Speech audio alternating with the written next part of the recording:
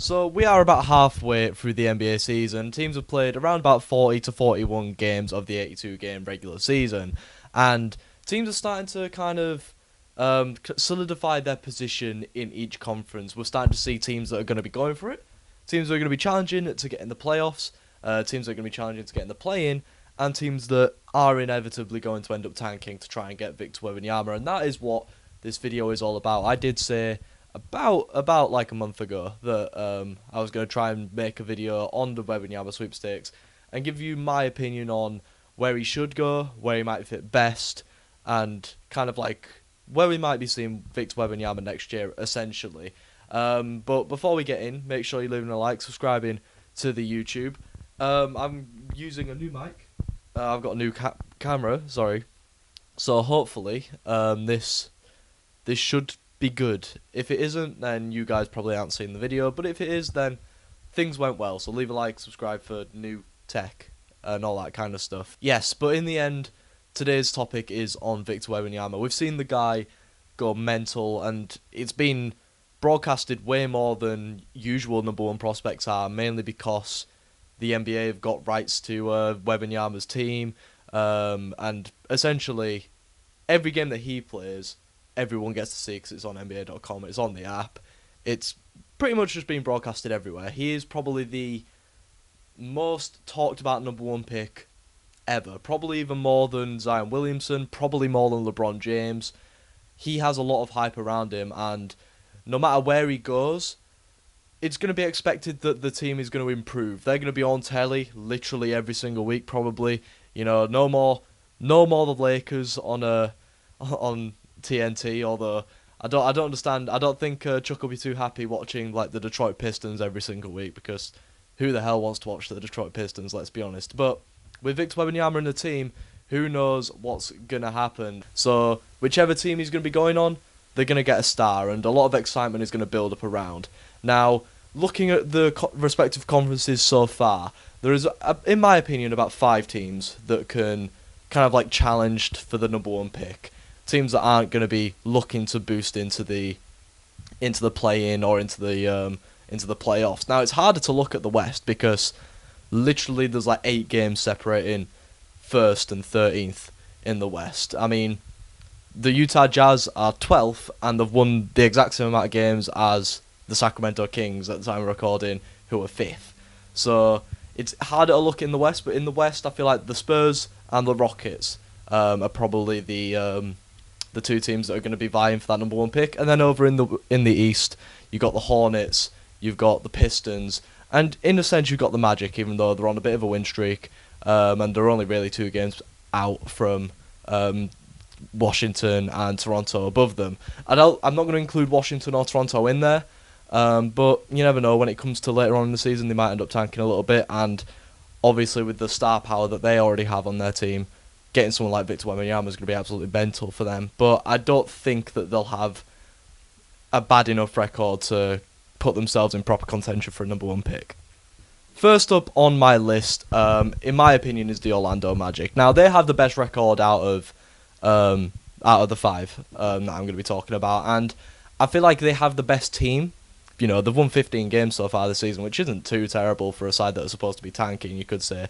You know, they're only about 3 or 4 games off of a playing spot, and they've put together decent runs of victories here and there. So, in my opinion, they have the best roster, and at the moment don't really need Wembanyama maybe as much as the other teams do. Paolo Banchero is literally already that franchise player that they can build off of. You know, they got the number one pick last year and they drafted well. Banchero is like 8th in All-Star votes. He's got a good fan base around him, but to be fair, it's not like he doesn't deserve it. He's still averaging around about 21 points and 7 rebounds. And when you look at that for a rookie, that's amazing numbers. You know, obviously he is the centerpiece of the franchise at the moment. He's going to be the guy who takes the most shots, but they're still good numbers. You know, rookies often shoot it a bit poorly, but still, given the amount of times that they shoot the ball, they get loads of points. But Banchero's still shooting at a decent clip. And then on top of that, they've got the likes of Franz Wagner, who is averaging 5 more points per game than he did in his rookie year last year. So I feel like he's going to be like a big key point. Maybe as like a second man. I don't think he could... You know what? Never mind. 20 points per game, I think he could evolve into like a superstar player. But Obviously, it's more obvious with Banchero what's going on. Wendell Carter, I feel like when you start Wendell Carter, he's a double threat, and Ball, who has kind of like emerged as this solid role playing power forward center, whether you start him or you play him off the bench, he still manages to contribute. He's obviously not going to be most improved player, but he's still averaging 10 more points per game, and he's actually starting games. So big up Ball. You could say that it's a bit more of a forward dominated side.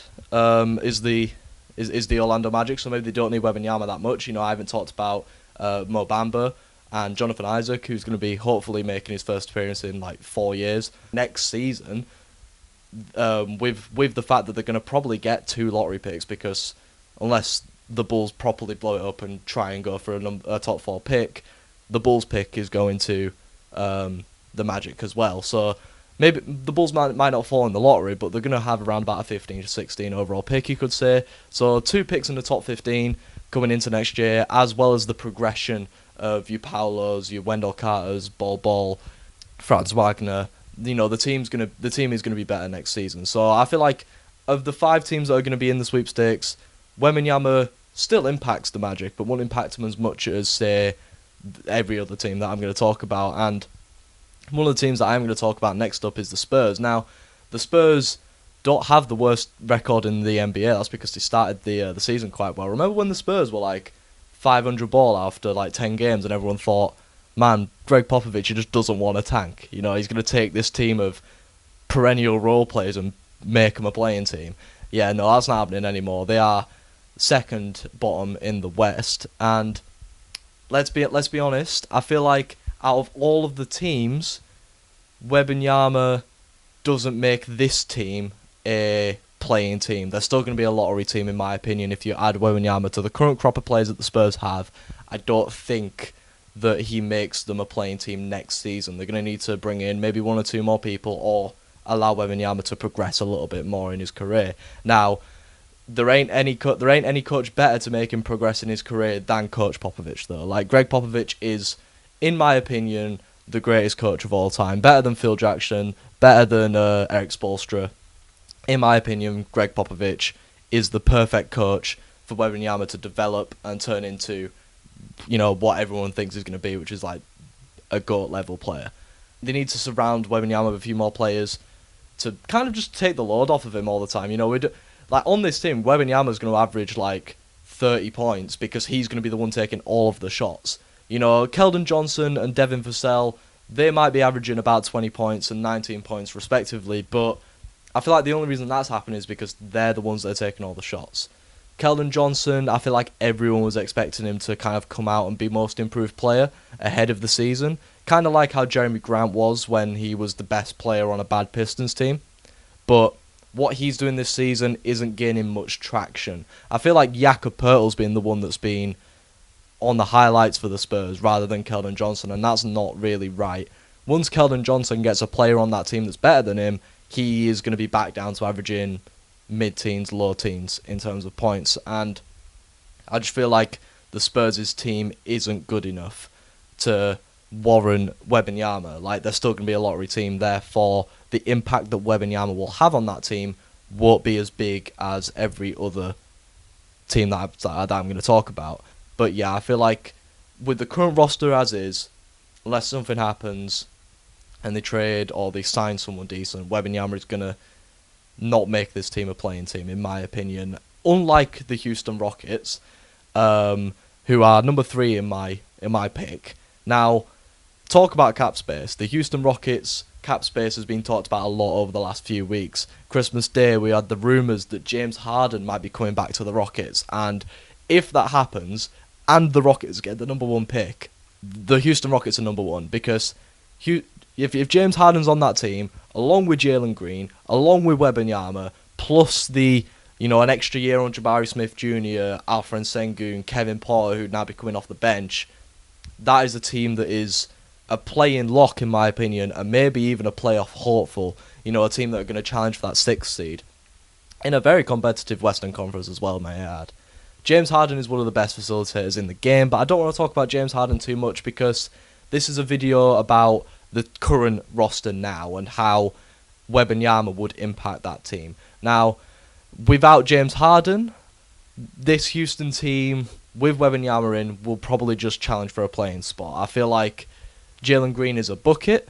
I'd really like Alfred Sengun, but if Wembanyama comes in, does that stunt his development? Does Sengun develop into a sixth man a little bit more? I hope not. I feel like at 6'11", could he play power forward?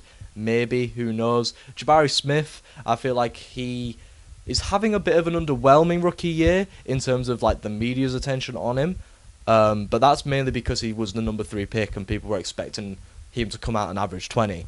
He is a way more better defensive player than he is a scorer. But still, 11 and 7 averages for a rookie, that's not too bad. You know, like I was saying with Sengun, if Wembanyama comes in, does that stunt the growth of Sengun? If Wembanyama comes in, do the Rockets' young pieces kind of like depreciate in value and in usefulness if Wembanyama's in? Now, obviously, if you get a player like Wembanyama, you're not going to be like, oh, wait, we're going to try and get rid of you, we're going to trade down because we want Kevin Porter Jr. to improve this year, rather than add Wembanyama. No one's going to say that, but I'm just saying people like Jabari Smith, people like Sengun, in a sense maybe Jalen Green too, they have the potential to be solid players, but if Wembanyama comes in when they're so young, does that kind of like stunt that growth? I don't know. Let me know what you guys think in the comments. But I feel like if James Harden comes in and he becomes the facilitator, Wembanyama can get his shots, Jalen Green can get his shots,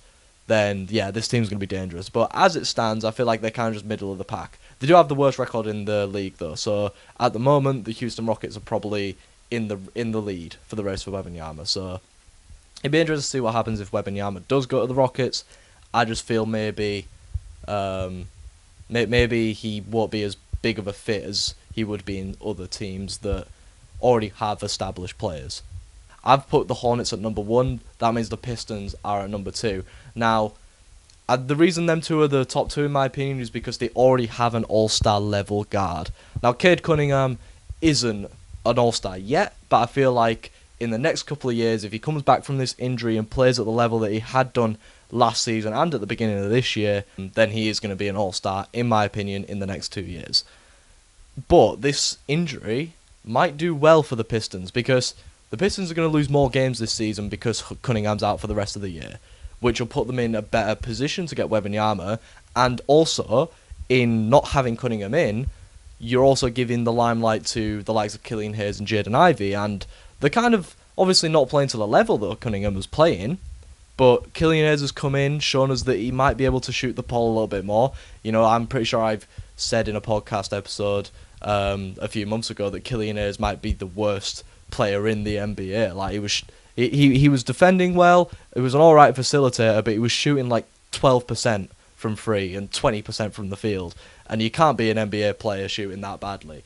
Killian Hayes has come in and he's kind of shut up a few people. Like, he's not going to be a perennial starter for the Pistons when Cunningham gets back, but he's going to be a decent hand off the bench. Jaden Ivey, a rookie, I feel like is probably going to finish second in Rookie of the Year this year. Benedict Mathurin is kind of falling off a little bit, but I feel like it's between them two for the second place in the Rookie of the Year. I really like Jaden Ivey. I think he's got like Derrick Rose levels of athleticism, so I feel like his ceiling's really high. And then throughout the rest of the team, it kind of like it's full of decent level role players. You've got Bogdan Bogdanovic, who obviously signed an extension with the Pistons, but maybe traded away. Maybe if you draft Wembanyama, do you think about keeping Bogdanovic? You know, he's a solid 3-level small forward, power forward.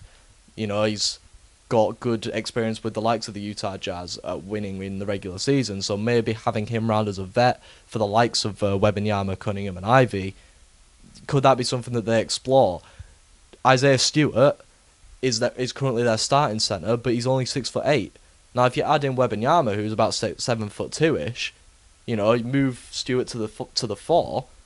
That's a decent front court pairing in my opinion. And then obviously, like I said, when Cunningham gets back, if he plays at the level that he's been playing at throughout the whole of last season and at the start of this season, this is a dangerous pairing, him and Wembanyama. Now, the only bad thing with Cunningham is his injury record going to come back to bite him? Who knows? So that's why they're not number 1 in my opinion. Well, I think the other reason why they're not number 1 is because literally the Charlotte Hornets have one of the best point guards in the game, and he's only in his early 20s. So that's the reason why Charlotte are number one. Let's talk about Charlotte a little bit. The Charlotte Hornets have committed to the tank this season, and if they don't get that number one pick, this team is literally dead in the water. We were saying at the start of the season, they're in playing limbo. They're too good to be a tanking team, but they're not good enough to get in the playoffs, and that's never where you want to be. Obviously, the stuff with Miles Bridges, that's kind of derailed them a little bit, but obviously he's probably never going to play basketball again in the NBA, so they're going to have to look maybe to replace him, and they didn't do it in the past off-season. If they get the number one pick this year, that should definitely be something that they look at, and even if they don't even get the number one pick, they still have valuable assets that they could maybe use and pair with their current draft picks in the future to maybe trade up. You know, the likes of Kelly Oubre and Gordon Hayward, I feel are role players. Kelly Oubre might not want to admit that he's a role player, but I feel like he isn't sustainable on a team where he wants to be the number one option shooting or the number two option. I feel like he is way better as a role player at the three position. With the likes of LaMelo Ball, if you don't pair him with anyone who's going to make the Hornets a winning team, he's going to want out there soon. So they're really putting essentially the future of their entire franchise on this draft class. And if they don't get Wembanyama, their team is screwed. But if they do get him, this is a team that could potentially challenge for a sixth seed. LaMelo Ball and Wembanyama, surrounded by the role players that they already had, the likes of Terry Rozier, Kelly Oubre, Gordon Hayward, you know, that's a solid starting five, and a starting five that I could see finishing either sixth or failing that 7th or 8th. Charlotte might end up being back in the playoffs if they get Wembanyama next season, because LaMelo Ball is that good, and you know, he makes the players around him good. We've always said with the Hornets that their weakness is at the centre. If they bring in Wembanyama, that weakness is gone. And a Wembanyama-LaMelo Ball partnership for the next 10 years, potentially, yeah, that's decent, innit? So I feel like, in terms of the impact that Wembanyama brings to a team, the Charlotte Hornets are in contention for one of the worst records in the NBA.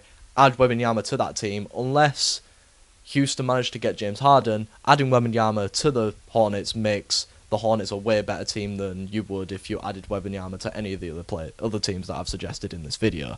Now, let me know what you guys think in the comments about where Wembanyama should go. It'd be interesting to see what you guys think about it. And yeah, it'll be interesting to see what happens throughout the rest of the season with how the sweepstakes go. Do Toronto and Washington maybe commit to trying to get a number one pick? Or do the Magic maybe start to lose a few more and put themselves in contention? Who knows what's going to happen? We've got 40 games left. But that is the end of the video. Make sure you like and subscribing to the channel, and I will see you guys next time. Goodbye.